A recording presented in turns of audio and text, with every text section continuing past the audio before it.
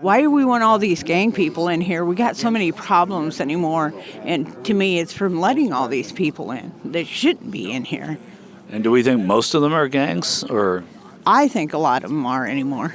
I think that's the people that are coming in. I mean, they're stealing young kids and all this just so they can get in here, acting like they're related and.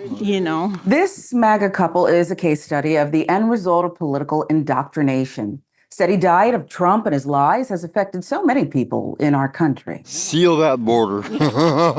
Close it up. Build the wall. Exactly, yes. Would you want them to build a wall on the northern border as well? I don't know. Now they're going up there, so, that's a whole new can of worms. Like there's too many criminals and gangsters and everybody else like that they're letting in, and that's, they're coming in and, killing our people here. And like he said, I'm for helping people, but Depicting non-white immigrants and migrants as harmful and a threat to our society, well, that's textbook white supremacy. It's as intentional as it gets. We got a lot of work to do. They're poisoning the blood of our country. That's what they've done. They poison mental institutions and prisons all over the world. All over the world, they're coming into our country from Africa, from Asia, all over the world. They're pouring into our country. Nobody's even looking at them. They just come in. The crime is going to be tremendous. The terrorism. We are being invaded daily by thousands and thousands of people. We don't even know who they are, from over 170 countries from around the world. These are terrorists. These are criminals. They're people that pour out of jails and mental hospitals in foreign countries. They're people here coming to compete with Americans for jobs.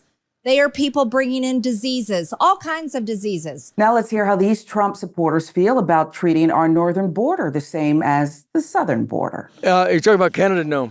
You wouldn't build it on the Canadian border? Absolutely not. Because people from Canada don't want to come to the United States. But 60% of the people that are apprehended at the Canadian-American border are from Mexico. Watch him change his tune once he realizes that Mexican immigrants can also come through the northern border. I understand that.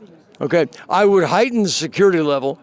I'd put in some sort of barrier, but I wouldn't build that billion-dollar wall that Donald Trump wants to build. Are you concerned about the Canadian border at all? For sure, I am. I've heard some troubling things about it. And do you think that if he builds a wall down there, he should build a wall up there?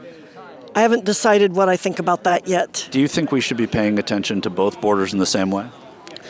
I think definitely the southern border should be our number one priority first, but overall around, I think we should keep our country on lock, though, for sure. Should we build a wall in both places? Should we build a wall around America? Well, just sort of on both borders. Both borders? I believe so, yeah, for sure. Do you think we need more security on both the northern and southern borders? I'm sure we do. Think of our homes. We secure our homes, and this nation needs to be secured. And until it's secured, we are not a nation that has any order. Order is in the word border, and that's what we need. Snarky smile aside, just think for a second what this woman is saying by using words like order and secure. What she really means is that she and those who think like her don't feel physically safe because people of a different skin color, ethnicity, culture, they want to live in the same country. This is truly at the root of this venom about immigration. I think that they're going to come in and they're going to do what they want to do. I don't know who they are. And now they keep showing that the ones that are coming are all the age of young men who could fight. So do we want an army against our army? They come in not wanting the American dream. Like years ago, the illegals came in for the American dream. They came here to work and make a better life for them and their family. But I thought that's what they're crossing now. They all say, we're escaping violence in Ecuador and Honduras and all these sort of places. To me, they're coming in to ruin this country. We're going to get attacked in the middle of this country because of some of the illegals that we can't vent are coming in, and that's their way in to get us. That's my feeling. So you think some of the illegals are here to destroy us? Yes, absolutely. And how will they do that? Well, like Hamas is doing, just random acts of violence, random killings.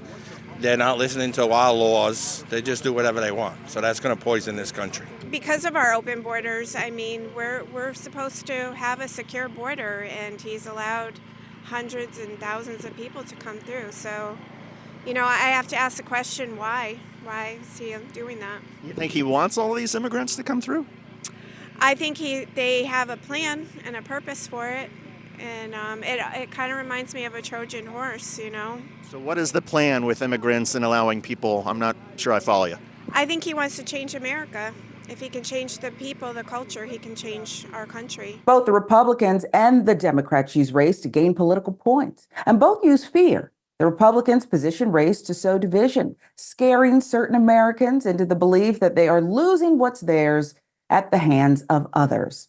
Democrats position race by cautioning so-called others about how close they are to being forced back into an even more painful era of racial divide in America. It's impossible to combat the great replacement theory when so many are living in a deliberate state of anger and suspicion.